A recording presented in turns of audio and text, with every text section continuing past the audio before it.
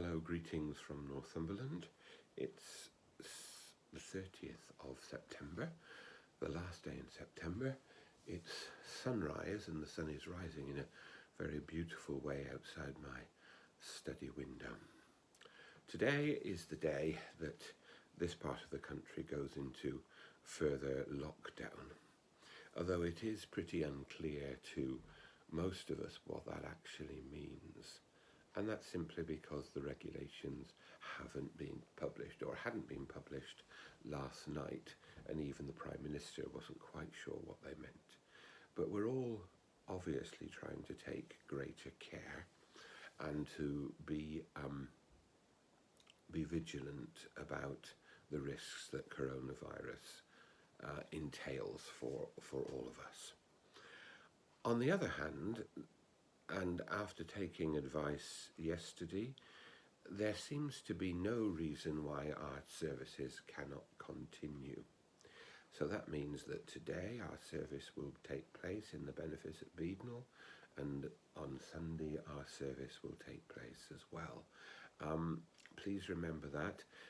If something should transpire that indicates that this is not the case, obviously we will let people know.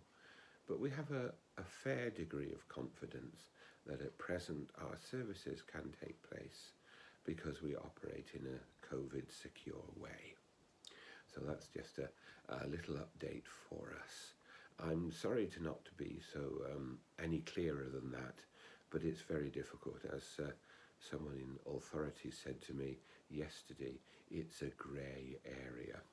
And that's undoubtedly true. We're trying to do all we can to find out what's safe. But the general principle says ours is a COVID secure environment in our churches, and therefore we're able to continue just in the same way that a pub or anywhere else will be able to continue, because we operate a system that is safe.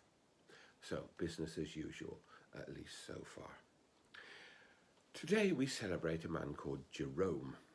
It's a wonderful name, I think, Jerome. I only know one person living who's called it, but it's a great name, I think. Jerome was a great translator of the scriptures, and we owe much to him because his translation, what became the Vulgate, was the translation that was used in the West for 1,000 years or so. It wasn't perfect. Some people would say he was better at Hebrew than he was at Greek, and that where there are problems with the translation into Latin, they occur in places like the letter to the Romans, but I'm not going to go into that now. What I am going to go into is the fact that he was described here. However, he was an extremely temperamental individual, sarcastic, impervious to gossip. Many of his close friendships were with women, and had the habit of making enemies wherever he went. He could, by all accounts, however, be equally gregarious and an enthusiastic friend. Jerome was a flawed person. I can be pretty grumpy, I can be sarcastic, and I know a lot of people who can as well. And I think it's a comfort to us to remember that the saints are human beings.